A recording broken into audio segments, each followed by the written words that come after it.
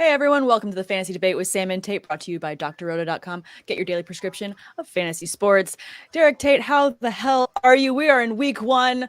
This is what we've been waiting for. Let's go. Are you excited, or did you start Cam Akers and feeling the hurt from Thursday night? I started Cam Akers. And I've survived.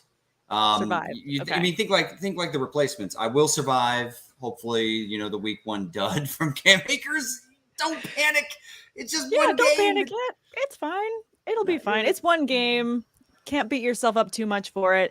I'm sure there's going to be a lot of players that we see either skyrocket or absolutely put duds on the field this weekend, and we will pivot next weekend. So it's going to be okay, guys. We will get you through that.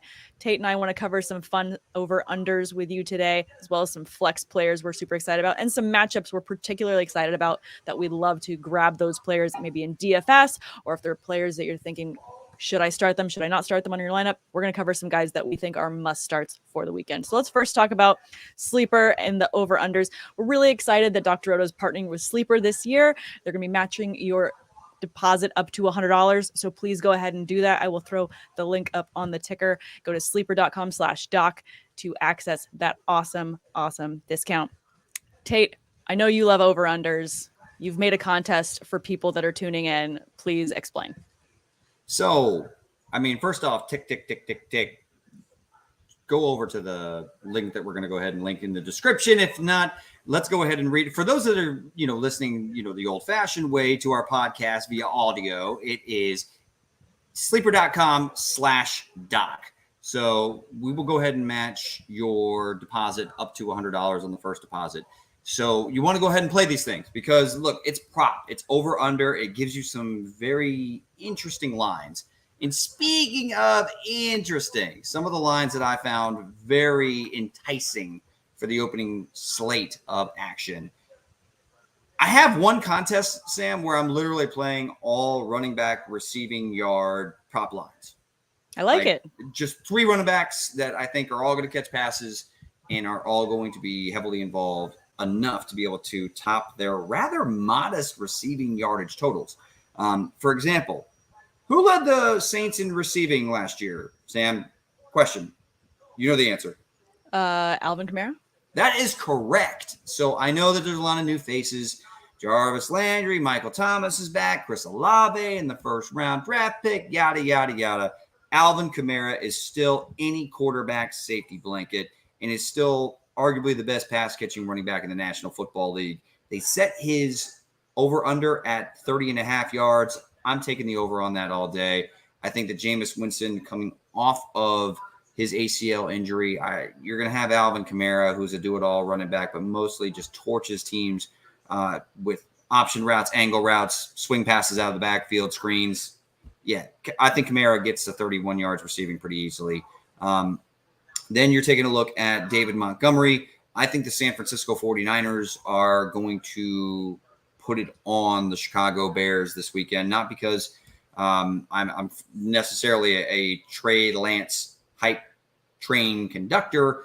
It's more so the lack of talent and kind of devoid on this roster for the Chicago Bears, in particular around Justin Fields. I think they're going to struggle to put up points. The Niners are going to get out to a lead, in my opinion, even on the road.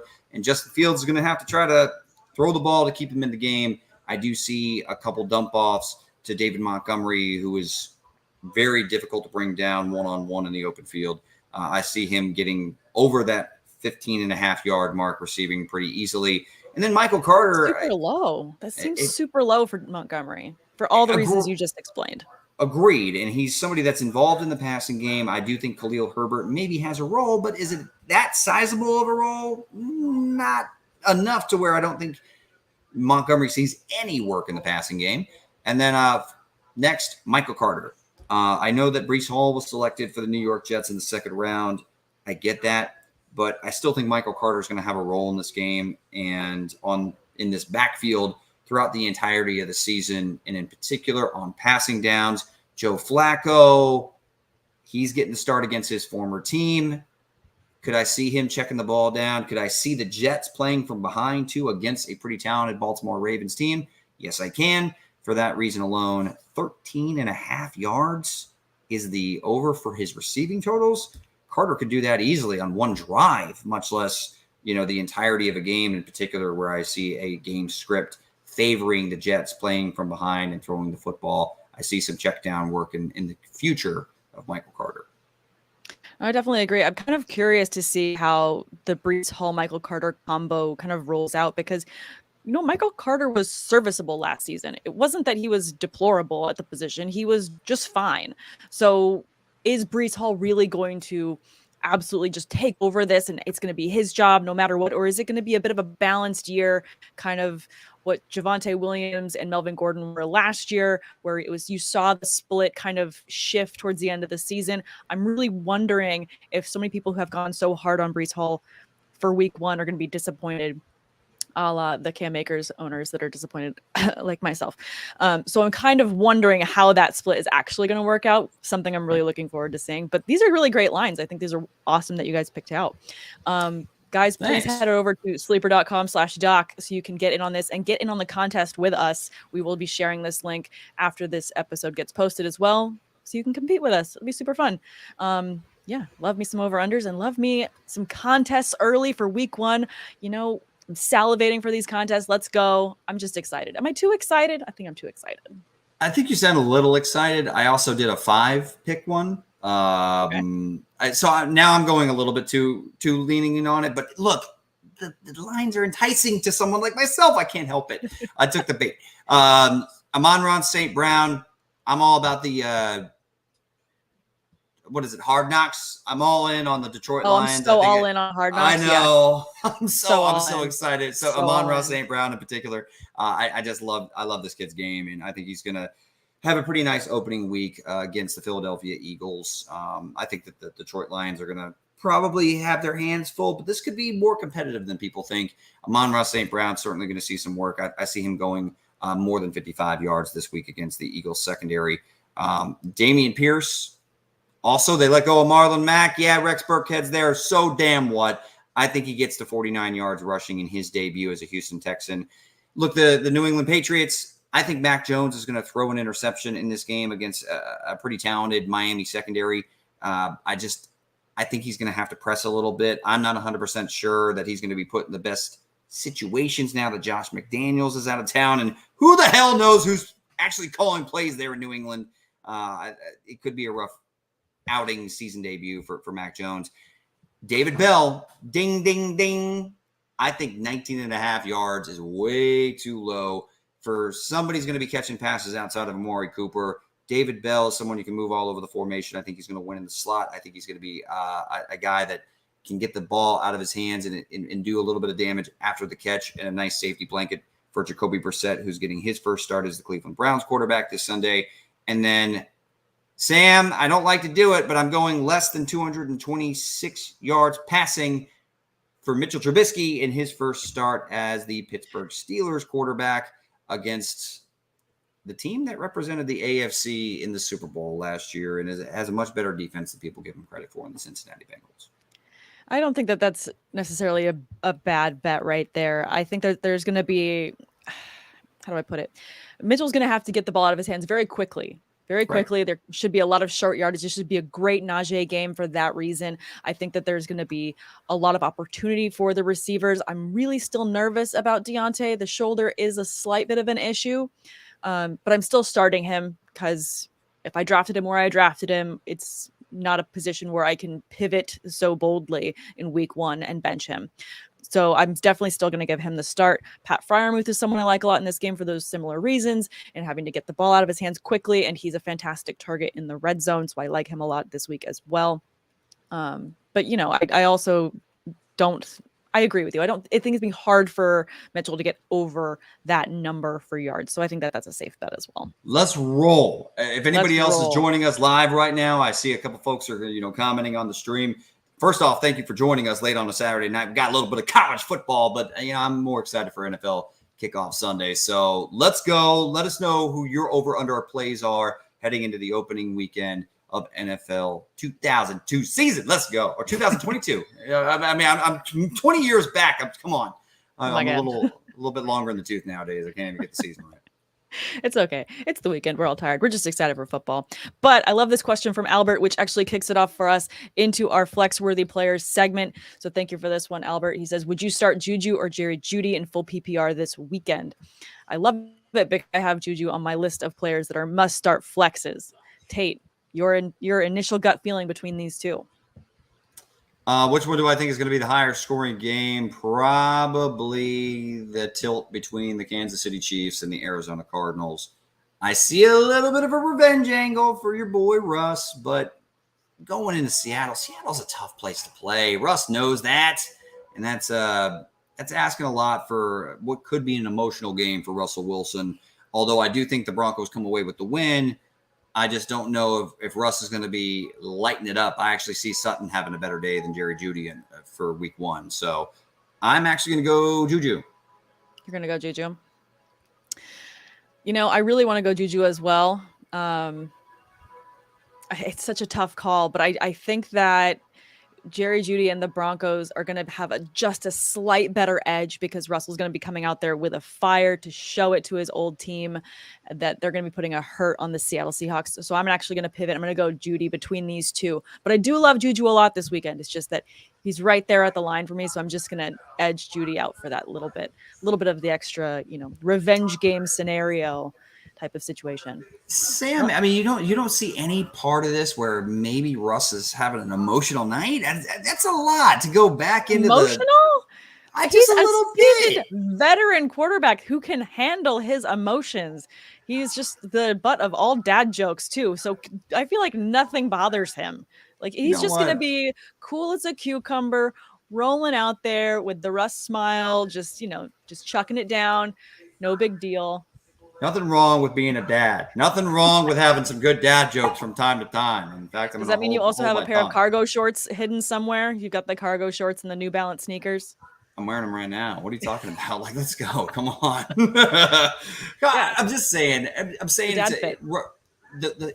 Russ was adored there in Seattle, right? He was the face of the franchise. He was the guy that, in my opinion, carried their franchise for the better part of the last 5 seasons. So, Russ, it just could be a really, really, really emotional night, and it can go one way or the other. He either absolutely buries his old team and Pete Carroll in general, who kind of didn't seem like he went eye to eye on during some of the last couple of years, or, he kind of leans on what is a much more talented roster, and, Geno Smith is Geno Smith. I love this from Mr. Scampers. Cargo shorts are greater than all shorts. Hell yeah, brother. I'm all about it. Thank you so much for tuning in. We appreciate you. All right, let's jump over to another player to talk about in terms of flex-worthy players. Let's talk about Melvin Gordon. We brought him up a little bit earlier. I feel like he's a back that is, similar matchup that we just talked about. They had the 60-40 split last season between him and Javonte. I think that based on the way that I see this game script going, I think that Gordon would still be a very good flex-worthy running back for a lot of people. Am I wrong or am I correct? I think how are you going to land on this debate? I'm trying to be cautiously optimistic to roll with you. And while I just kind of mentioned, I do think it's going to be an emotional night for Russell Wilson. So I don't even know if it's going to be necessary for Russ to really have to air it out against the Seattle offense. I don't think the Seahawks are going to put up that many points against the Denver Broncos. So that being said, I do see potentially a heavy workload in the rushing attack for both Javonte Williams and Melvin Gordon. We just don't know exactly how that's going to shake out, who's going to get the valuable touches inside the 5. I think it could be either of those guys. So he's a nice flex option, but I'm just not quite as high on our boy Melvin. Not quite as high. I mean, what do you expect as far as a workload goes? Do you see 10 carries in this game for Melvin Gordon? I see at least 10 carries, absolutely. And then maybe even one goal line carry. I'm counting on a goal line carry for a touchdown, at least 10 attempts, and, a little handful of catches as well. Do you think he's a top 20 play this week? I think he's a top 30 play. I would say close to 25, but I wouldn't say he's a top 20 play. I think there's a lot of really good matchups this weekend. I thought you were gonna like plant the flag though. I thought you were gonna go, yeah, I think he's top 15. I think he's gonna ball out against the Seahawks. I No. think that you're okay. So you're optimistic, but not over the moon. Yeah, optimistic, but not over the moon. But let's talk about someone that we could plant our flag on. Someone that you brought up earlier in terms of the over-unders on Sleeper, Dameon Pierce. I feel like he's someone this weekend that is absolutely going to eat. What do you feel like the best case scenario is for him in terms of his attempts this weekend? I think he's going to be somewhere between 15 to 20 total touches. And maybe that's very aggressive, and maybe I'm in the minority. I still think that he looked clearly the best of all the running backs in Houston during the preseason. I know what Rex Burkhead is at this point. He's a nice veteran option that can certainly fill in and do some work on passing downs. And when pushed into a larger role, he can have some success. But I just think that they like this kid out of Florida so much that they decided to go ahead and part ways with Marlon Mack.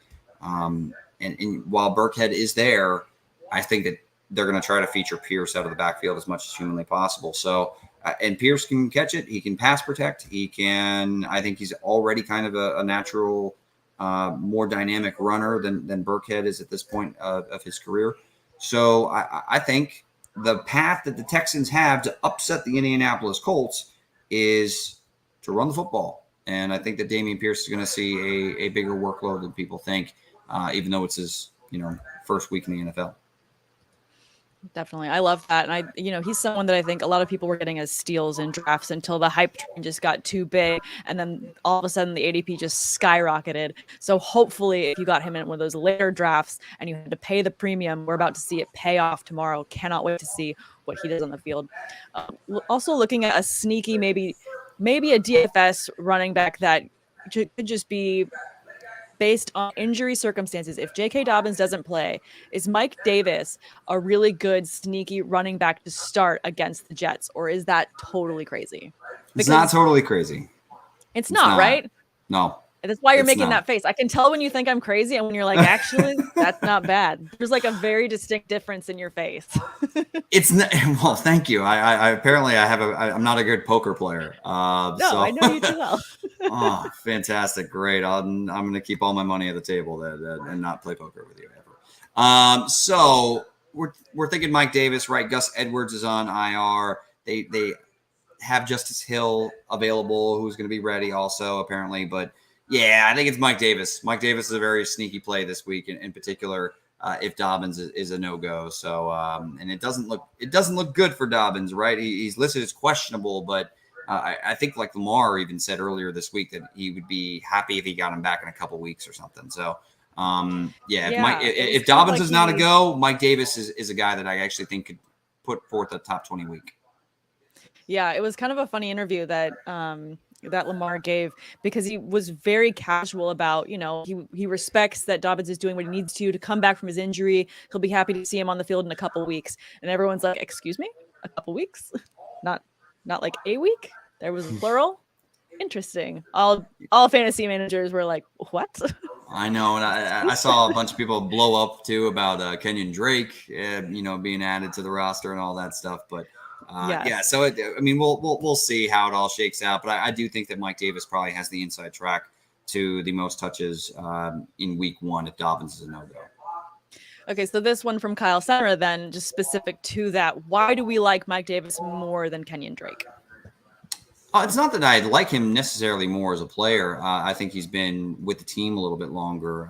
Drake is obviously a more explosive talent, but Mike Davis is somebody we've seen handle a larger workload, and this is a run-heavy scheme. And I think that, Mike Davis also, if I had to place my money, if I'm a betting man, who's going to be the back that you want if they do have goal-to-go situations? I think it's Mike Davis over Kenyon Drake. So that's why, personally, I would probably give the nod to Mike Davis over Kenyon Drake. I feel the same way. It's the goal-to-go carries for me that I think that they'll use him in those situations for. And, this is a game against the Jets. We don't know what the Jets are going to look like, but I think we can pretty much say that this could be a very good pass happy game for Lamar Jackson as well. So love Rashad Bateman in this one. Absolutely love Mark Andrews. How do you feel about Isaiah Likely? He obviously had a fantastic preseason and everyone was grabbing him at the end of their drafts in deep leagues. Do you feel like this could be a good game for him as well for that reason? Well, first off, and one more point about Mike Davis. What running back has ever had value while Lamar Jackson has been under center as a pure PPR pass catcher? Yeah. So, I mean, Drake, one of Drake's best qualities that he does much better than Mike Davis, in my opinion, is his ability to contribute in the passing game. And we don't expect Lamar to be checking it down. So that's that. But in fact, now I've already forgot the question that you asked. I went off on my own tangent. I wanted to make one more point, and whoopsie. No, it's okay, because Mr. Scampers threw this one in here. He says, Ravens don't care about running back efficiency. Mike Davis all the way. Very nicely said. Very nicely said, Mr. Scampers. That's a nice backhanded shot at Mike Davis. Actually, that's pretty straightforward. That might have been a full-fisted punch right in the face. But no, I was asking about how you feel about Isaiah Likely as like a deep, maybe in best ball, you have to be excited for hopefully him getting a touchdown or two. Nothing crazy, though. Not worth starting week 1. I mean, I could hope tomorrow that I could fly if I decide to, click my heels together and jump really hard. But no, that's not going to happen. All right, so save that dart throw for another weekend, guys. Save the dart throw for another weekend. I just wanted to pose the question. I felt like it needed to be asked. But let's throw this one here from Mr. Scampers. Half-point PPR, you subbing Christian Kirk at Washington for Juju, Thielen, or A.J. Dillon?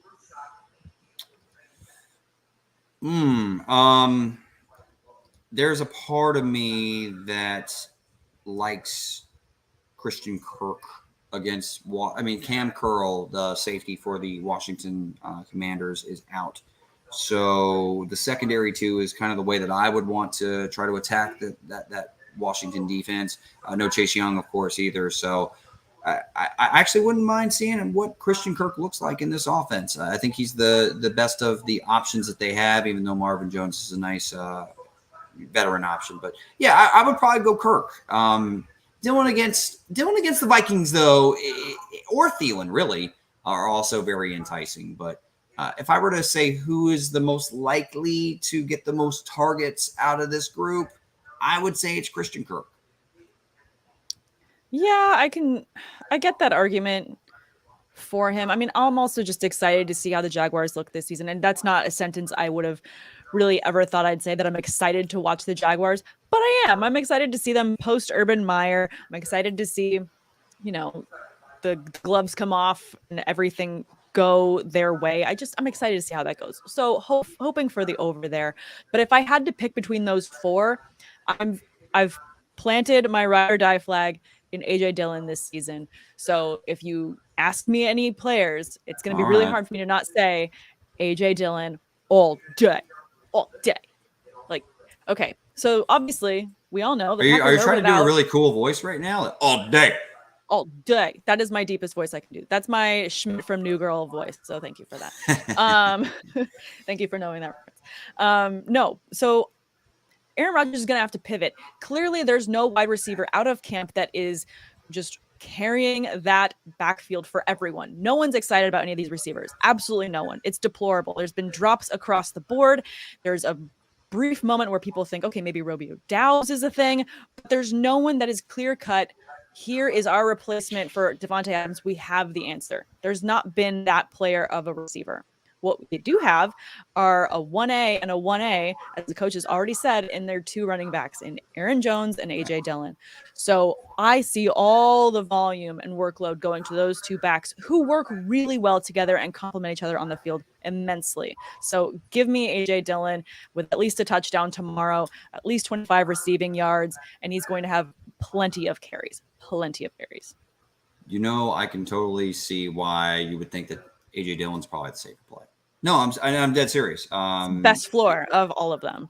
Probably the best floor of all of them. That I can actually 100% agree with. In particular, because they haven't figured it out at wide receiver yet, right? So, I mean, the rapport is not there with anybody in particular. I think Alan Lazard is out, isn't he? He's trending towards being out, if I'm not mistaken. And if he is, it's even more reason to go with A.J. Dillon. Exactly. So I could see a lot of checkdowns. I could see them trying to get the ball to their running backs in space. And even Rodgers said, is it possible for both of these running backs to catch 50 passes this year? He did. So far be it me to, question the guy that came in looking like, Cameron Poe from Con Air to training camp. Great look, by the way. It was. Hey, he also just had a haircut, so he's got a whole new emo look going on. Did he learn how to chug a beer yet? No. Let's get him to work on that. Let's get him to work on that, and then maybe we'll have more confidence. All right, let's get this other start sit question. Thanks you guys so much for all these questions, because this plays perfectly into our flex segment. These are all players that I think everyone's going to be going back and forth when they're setting their lineups tomorrow. So these are awesome. Kyle asks, another league I can start 2 of Boyd, Chase Claypool, and Adam Thielen. So of these 3, which would you sit? Well, I'm going to go ahead and sit Chase Claypool because I'm the least confident in their quarterback. Sorry, Sam. It's true, and I actually think that the Bengals secondary is better than people give it credit for. I think it's not going to be a super high scoring game. At least I don't predict one between the Steelers and the Bengals. But I do see Boyd being Tyler Boyd. He's going to help move the chains on third down. Good slot guy, and he'll make some magic after the catch here and there. And Adam Thielen, clear number 2 behind Justin Jefferson there in Minnesota. So I'm fading Claypool of this group. Yeah, I get that. I think I'd have to agree with fading him of these 2. Obviously, highest on Thielen of the 3. And then it's very close between Boyd and Claypool for me. But I think based on the situations that they're going to be putting, I think this is a bigger Najee Harris game than it is a Chase Claypool game. I think Deontay gets some work. I think maybe George Pickens gets a couple very big targets down the field. But I think it's going to be really hard for Claypool to carve out his role that he needs to against this defense, especially because they're going to have, the clock working against them. I think that I like Boyd just a little bit more. So I agree with you on that one. And I would definitely go and fade Chase Claypool tomorrow. I have another one here from Will Jenkins. How do you guys feel about AJ Green this week? Question I didn't think would come across the board today. Well, I feel a little bit better now that Rondale Moore is out. Rondale Moore is dealing with a hamstring injury, I believe it is. Just suffered it earlier this week. So I would imagine that means that the likes of Hollywood Brown and AJ Green and Zach Ertz all get a little bump. And if Kansas City's going to put up some points, they're going to have to try to keep up. So, yeah, AJ Green, I think, has nice wide receiver 25 to 30 type of feel to him this week. I feel like it's going to be hard for him to get over 4 targets in this one and have over 4 catches. I feel like it's going to be tough just because they're going to be spreading the ball out a lot. And obviously Marquise Brown is going to eat a lot. I get it. I get why you'd be excited, but maybe I'm just a little bit less so. More hesitant. I said 25 to 30. I didn't get all excited. That's not excited. Excited's like, yeah, I think he'll be top 10. Yeah, all in. No, far away. No. Closer to the 30, 35 range. I think you see somewhere between 7 to 8 targets. And I think he could produce somewhere around 4 to 5 receptions for around 60 to 70 yards. And so best case serviceable scenario, numbers. Right. If you're looking at your roster and seeing, players go down, maybe you can, although it'd be really hard to, how many players are injured right now that are making people really pivot so much on their rosters? It doesn't feel like that many. Week 1, you would think you have plenty of options. You would think. One would think, unless you went just running back heavy in your draft and you're just depleted at receiver, which is entirely possible. And then, yeah, in that case, why not dart throw on what could be a very high scoring game? Indeed. So on this match, since it's part of our matches that we're really excited about this weekend in terms of having the potential to provide the most fantasy points, is the player in this matchup of the Chiefs versus Cardinals that you're the most excited in starting, not just in your leagues, but maybe in DFS as well? I want to go ahead and try to get as many shares of this game as I can. Although there's the small chance that both of these teams are going to try to kind of figure it out after, their all-pro level receivers are not going to be with them anymore from last season, or at least for this specific game. Tyreek Hill obviously being in Miami and D-Hop being, suspended to start the season. So there's the chance that both of these teams are going to have to kind of figure out their identity on the fly with two very talented quarterbacks. I do think that they eventually figure it out. In particular, you mentioned in the pregame or pre-show that I think J.J. Watt is not going to be available for the Arizona Cardinals. So certainly you got to be able to put pressure on Mahomes to make him uncomfortable at all. And that might be a issue for the Arizona Cardinals consistently tomorrow. Definitely. Another matchup that I wanted to talk about quickly would be the Raiders versus the Chargers. This is one that I feel has a lot of potential for a lot of big players to boom. Obviously, we're excited to see Devontae back with his college quarterback in Derek Carr, so I'm excited to see how they play out together. I think that the Chargers defense, has it improved? Sure. Is it what it needs to be in order to stop the Raiders? I don't think so. So I think that this is even a game where you could flex someone like Hunter Renfrow and have decent return on him as well. And I just love the idea of them being the 1 and 2 together. I think that's going to be a really good fit. And on the Chargers side of the ball, just love Mike Williams in this one. I think that he's going to absolutely have great potential for targets as well. So this is just a matchup that I like a lot of, and it's probably one that I'm going to be picking a lot of parts off of in my DFS lineups. I really like the Raiders a lot this season. However, I do see there being the potential for the pass rushers of the Chargers giving Derek Carr some issues during this game. Okay. Although I think it's going to be a great game. I think it's going to be high scoring. I think both teams are loaded to the gills and have quarterbacks that are, the arrows pointing up on. And I think Derek Carr is finally kind of getting some of his flowers that he's deserved for a long time based off of his performance last year. And he gets Devontae Adams. That cannot be understated. So I think it's going to be a great game. And every player in this game that I have a share of, I am starting with confidence, because I think both teams are going to go back and forth. No, I definitely agree with that. I think it's going to be just hit for hit, back and forth across the field on this one. I'm just super excited to watch this matchup. It's been really tempting to go and just buy a last minute ticket for SoFi, because this is a game at SoFi, and I'm so close. I'm just, you know what? But, I'm making the argument. I have some writing I got to do tomorrow. So no, it's probably best to not go to the game. Close. Okay. Responsible. It's very responsible. Trying to be responsible. Trying to be, fiscally responsible as well. Just it's a long season just because it's week 1.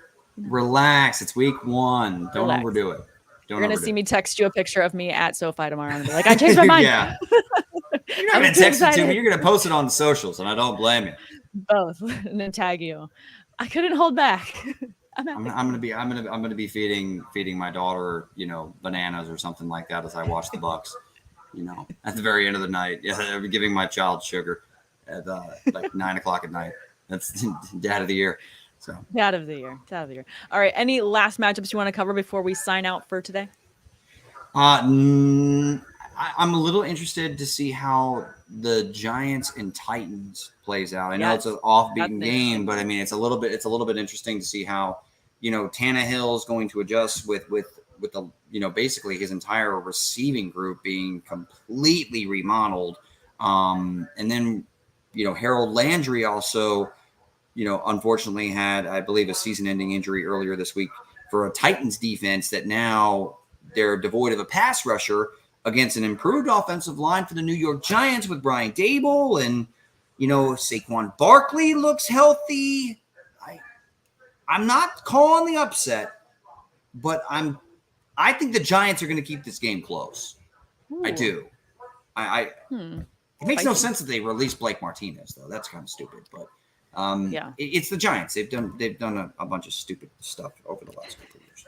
So this is just par for the course. Love it. All right. We actually have one more question from Mr. Scampers before we sign out. Thank you for this one. With Kittle not expected to play, is Kirk Cousins a higher upside than Trey Lance? He says, I'm down big. I'm guessing that means you started Cam Akers, Mr. Scampers. It's okay. You're not alone. But let's try and help him with this one. I know Tyler Kroft is next in line if Kittle can't go, and Kittle would be a blow. I mean, George Brittle at this point, man, can't stay healthy. It's so damn frustrating. But I love Kittle. I love Kittle, but but do I think that Cousins has a higher upside. I don't. Trey Lance has so much ability as a dual threat option that his floor still even feels comparable to that of Cousins. And Lance does have a big arm, and if they do dial up, which I expect Kyle Shanahan to, against some nice play action looks, move the pocket, make things easier for him in his first NFL start against a defense that is kind of being remodeled right now. I'm not going to say rebuilding, but remodeled there in Chicago. I still think Lance has the higher ceiling just because he's such a dynamic athlete. Yeah, I agree. I think the rushing upside just keeps the ball in his favor, and why I would still start him over Kirk Cousins. I just love the rushing upside. He has the potential to run in for a touchdown. Also, he has fantastic receiving options still. He has Deebo Samuel. He has Brandon Ayuk. I mean, I think that there's still plenty of volume to be had just because Kittle's not there. Does it hurt? Sure, it does, because he's also not just an amazing receiver, but he's also an amazing blocker. He makes plays happen. He's a fantastic, athletic ability kind of guy. So I get why you're hesitant, but unless multiple receivers went down, I'm still starting Trey Lance because of the rushing upside. I think it's too much to pass up on. Don't pass. Start him. Come on, let's go. Week 1. Start Trey Lance. It's week 1. Let's go. It's exciting. I actually have Mahomes and Trey Lance in Scott Fishbowl, and I'm very excited for that quarterback duo. Ooh, that's a nice one. That's nice. It's a fancy one. Yes, it's the only share of both quarterbacks I have in my 10 leagues. I don't have a single other one that looks like that. It's crazy. So that'll be fun to watch. So, well, good luck.